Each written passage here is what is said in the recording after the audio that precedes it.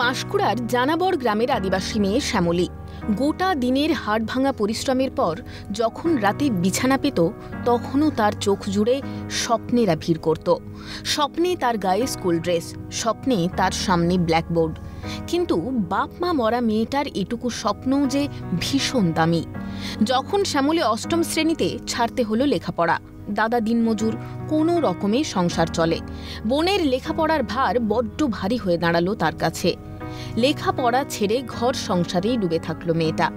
তবুও কি মাঝে মাঝে আকাশ ডাকেনি, হাতছানি দেয়নি স্কুলের ঘণ্টা? খবর গেল পার্থপ্রতিম পতির কাছে। পার্থপ্রতিম পতি একজন গৃহশিক্ষক।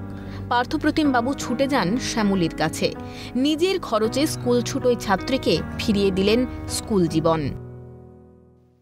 দাদা পড়তে যেতে পারেনি, পড়া করার স্বপ্ন ছিল আমার, তার জন্যে 8 পর্যন্ত পড়ে স্কুল থেকে বেরাইছি, টিসি কাটতে পারিনি। বন্ধ করে দিয়েছিল পড়া? হ্যাঁ। বাবা মা? বাবা মা নেই।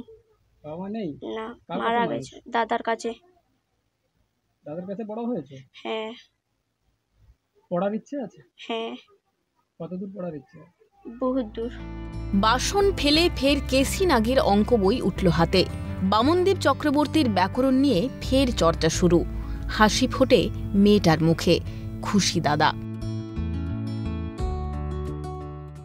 পড়াশোনা করার তো ইচ্ছা ছিল, কিন্তু টাকা পয়সার অভাবে পড়াতে পারি না। ঠিক আছে, যে এই পার্থ স্যার আমাদেরকে বলল যে আপনার বোনকে পড়ান, আর সব দায়িত্ব আমি নেব। আমি ঠিক আছে, আমি পড়াবো। পাঁশকুড়া বাডলিবার্ড হাই স্কুলে 9ম শ্রেণীতে ভর্তি হয়েছে শ্যামলী। সামনে অনেক পথ চলা বাকি, দূরে আলোর রেখা। শ্যামলী হাঁটছে আলোর দিকে।